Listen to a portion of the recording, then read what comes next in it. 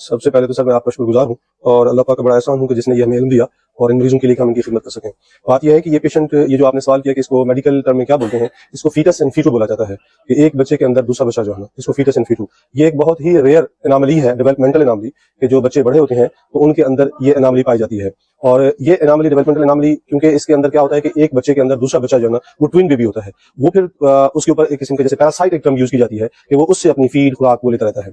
अच्छा, इनकी मुख्तलिफ जगह होती हैं कि भी कहाँ कहाँ पे जाकर इम्प्लांट हो जाता है। अब ये जैसे ये मेल बेबी है, 5 साल इसकी उम्र है, ना इनके वालिदैन को पता, ना इस बच्चे को पता। तो अब ये जो हमारे पास ये बच्चा आया है, इसके अंदर चेस्ट के अंदर, जो कि इंतहाई रेयर जगह है, मोस्ट कॉमनेस्ट जगह इसके इम्प्लांट होने की वो पेट है।